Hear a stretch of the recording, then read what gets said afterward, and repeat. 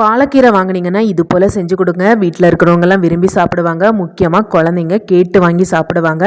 இதுக்கு 1 கப்பு துவரம் பருப்பை ஒரு 10-15 நிமிஷம் ஊற விட்டுக்கோங்க.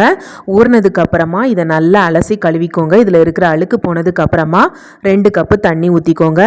கூடவே ஒரு சின்ன துண்டு காயம், 5-6 பல்லு பூண்டு, தோலை உரிச்சி சேர்த்துக்கோங்க. கொஞ்சமாக மஞ்சள் பொடி, 1/2 டீஸ்பூன் மிளகும் சேர்த்துட்டு கொதிக்க விடுங்க. நுரைய இந்த மாதிரி கரண்டியால் வெளியில் எடுத்துருங்க.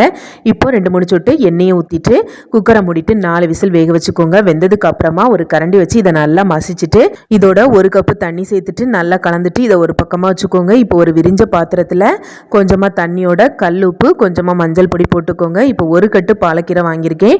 இந்த பாலக்கீரையை இந்த தண்ணியில் அலசி நல்லா சுத்தமாக கழுவி எடுத்துட்டு இது மாதிரி நல்ல பொடியாக நறுக்கி வச்சுக்கோங்க. இப்போ அடுப்பில் ஒரு கடாய் எடுத்து வச்சுட்டு கொஞ்சமாக தேங்காய் எண்ணெய் சேர்த்துக்கோங்க. எண்ணெய் நல்லா சூடானதும் கடுகு, உளுந்தம்பருப்பு, வத்தல் சேர்த்து பொரிச்சிட்டு ஒரு பல்லாரியை நறுக்கி சேர்த்து வதக்கிக்கோங்க. பல்லாரி பாதி வதங்கினதும் 5-6 சின்ன உள்ளியை நறுக்கி சேர்த்து வதக்கிடுங்க. சின்ன உள்ளி நல்லா வதங்கினதுக்கு அப்புறமா இதோட பச்சை மிளகாய், கருவேப்பிலை, 3 நல்ல பழுத்த தக்காளியும் கொஞ்சமாக உப்பையும் சேர்த்துட்டு தக்காளி நல்லா மசியாக கூழாகிற வரைக்கும் வதக்கிடுங்க. இப்போ கட் பண்ணி வச்சிருக்க கீரையை சேர்த்துடுங்க. சேர்த்துட்டு ஒரு 2 நிமிஷத்துக்கு இதை நல்லா வதக்கிக்கோங்க. கீரையை ரொம்ப நேரத்துக்கு வேக வைக்கக்கூடாது. அப்படி வேக வச்சா அதில் இருக்கிற சத்தம் ருசியும் போயிடும்.